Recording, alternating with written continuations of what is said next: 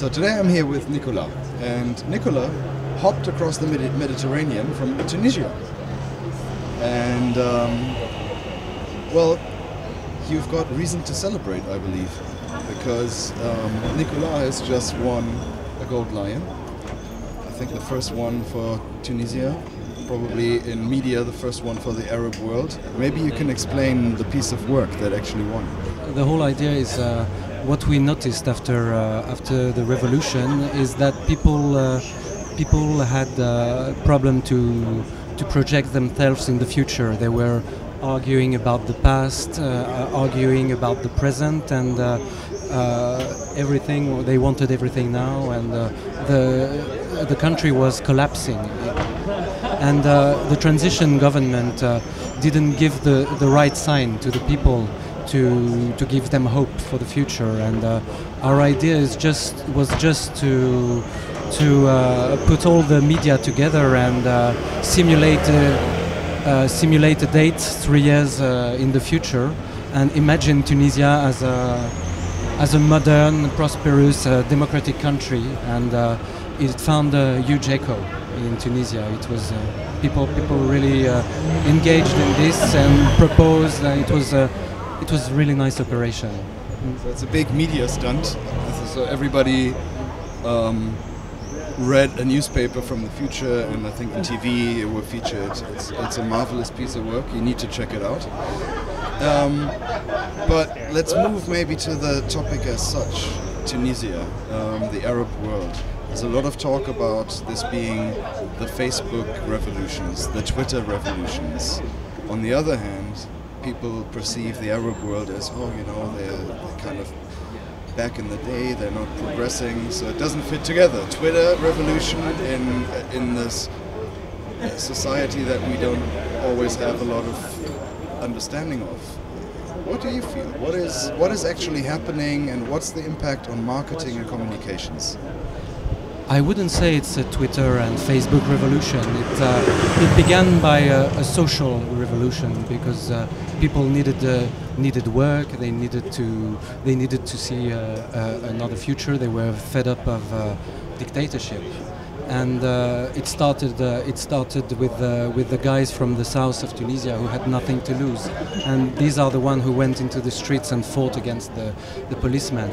The Twitter and Facebook was just a tool that helped spreading the news, what was happening. It was the only place before where you could share content, but freely, because everything was stuck by the government. You had no good newspaper, no good television, no content at all.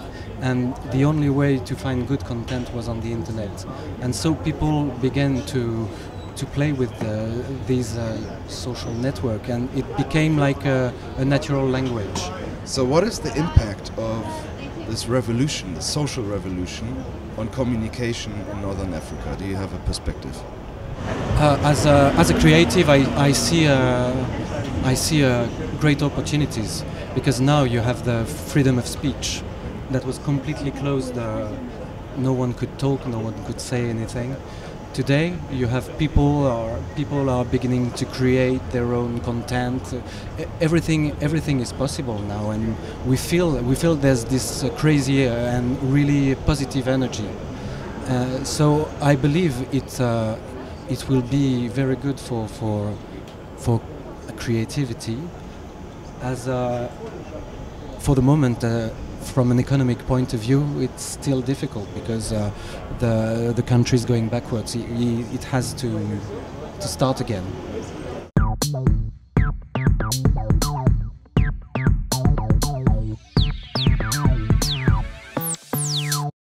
For 13 years you've worked outside of India as a creative in so many markets I can't remember, and now you are running a film company, your own company in India. So how does what you've seen outside affect what you're doing now, and how does what's going on in India today in creativity? Okay, where do I start? I think, when I moved back to India, I didn't want to treat India like, I'm coming back home.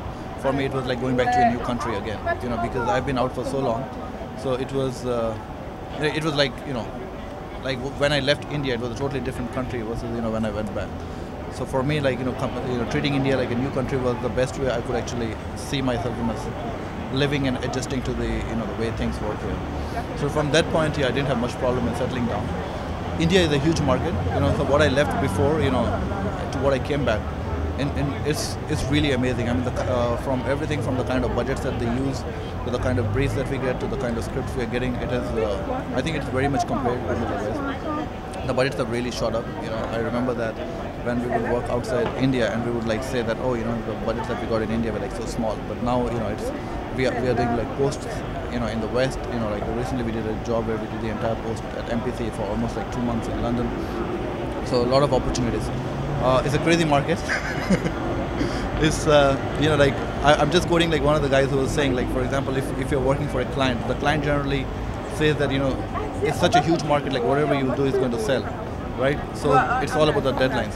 So you get a brief with a deadline, and you don't get a confirmation at least till the last day, but your deadlines will change. So that is something which I'm getting used to, like versus in the West, where you have like 3 months to 4 months to make a commercial. Here you have to do everything like within a month.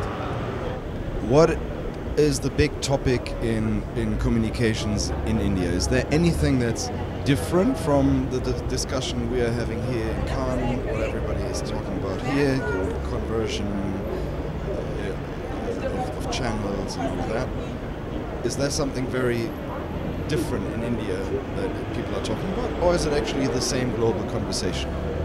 I think it's mostly the same. It's like, I think everybody wants to do good work. One thing which I've seen in India is like, it's still very much like a TV-centric market. Because there's a huge population and there is a huge channel. I do not see like too much. I'm sure like a lot of creators are going to hate me for that, but I do not see too much like 360 integration. I see a lot of like one-off ads. I see a lot of commercials on TV which are like, they're just done for one particular thing. So from that point, I found India a little different from what I've worked outside. So it's mostly TV-centric, but obviously it's all about creativity, and it's also becoming very, very localized. So the work, I think there's a lot of influence of Bollywood. You'll see like there's a lot of like jingles almost. Everybody likes jingles in the commercial. You just look at an ad and from a Western perspective, you would say, okay, why do you need anything on top? Just the ambient sound will be good enough. But now they want a jingle. They want somebody singing. But it seems to be working, and I think it is working, and people like it. What is India adding to the world of communication, of advertising? Okay, I think that's a real tough one.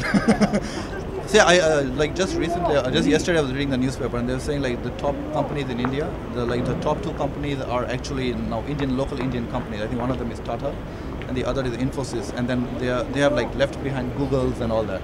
So normally you would think that Google would be like the most desired company, but now it is the Indian companies. So I think they have I think the agencies, the clients, and the brand managers, they have understood what is like the pulse of India, and they're really making it work. And in terms of what they are adding to the world, I don't know. I think it's about like how they've used the local knowledge to their success.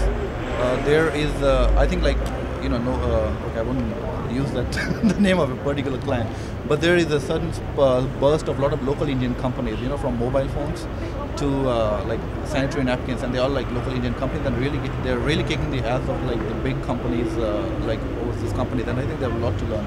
Like recently there's an Indian brand which nobody would have heard of, and they're like a detergent brand, and I think they are almost like doing the same like Unilever, and nobody would have heard of, but they have actually targeted the right audience, which they know it's not like it's not the city slickers, but it's like the suburbs, because there's again a huge population.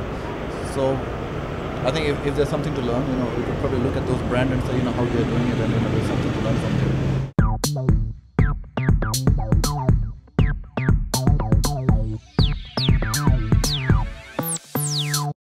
Looking at Brazil from Germany, I think 10 years ago when I started, we were all very jealous. You were doing these amazing print ads, and we tried to copy it. And now when I look at Brazil, you're not only doing the print ads, you're doing wonderful direct, you're doing amazing work yet again. How do you see the performance of Brazil and creativity, and what inspires you? So I think it's very interesting that when the business start to change, as a very creativity people and country, we made a very fast adaptation on that. I think the biggest difference is because Brazil was known as like the print guys, you know, specific things. I think now we are becoming more global, more worldwide, you know. So I think that's the biggest change of the Brazilian creativity. Is it important to you to have a very broad perspective from the world, people from all around the world, a mix of people, of influences? Or would you say, you know what, my business is local, I don't need it? What's your perspective? My perspective on that, it's like, of course, if you have a local challenge, it's really good when you see the world challenges, you know, because a lot of times you can see how they have their thought lines and make adaptation. I don't think like if it's local, it has to be local. I think local, it's language, you know, but the thought, the way that you have to think, you know, can't be global. It's a macro system, you know. Brazil, it's becoming a macro like all the countries of the world, so that's the way that I see it. Sometimes I've got the feeling, well, like, as a client, you will end up seeing lots of agencies coming in to present stuff. Do you think clients are, in fact, they know more today than agencies? They have got a better understanding? To know more, I don't think so, because I think they only will know better together with a partner, with a creative partner. But for me, I think this is the magic moment, you know, when the clients are being interested in creative, not only the part that advertising agents like showing the works, you know, change it completely. So this shows that finally we are becoming just one thing, a strong thing, you know, a partnership very deeply, you know, more together.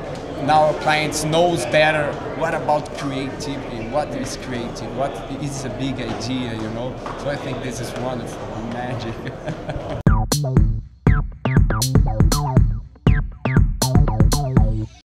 Process or end result? End result. First mover or early adopter? First mover. FaceTime or Facebook? Facebook. Cannes in 3 words. Dream, difficult, and achievement. I've got another one for you. I won gold. Party or inspiration? Party. Culture or structure? This is a difficult one. I think this is a half-half. FaceTime or Facebook? Facebook for now. Culture or structure? Culture. FaceTime or Facebook? FaceTime. Process or end result? Oh my God, end result. Yesterday or tomorrow or today? Today and tomorrow, sorry.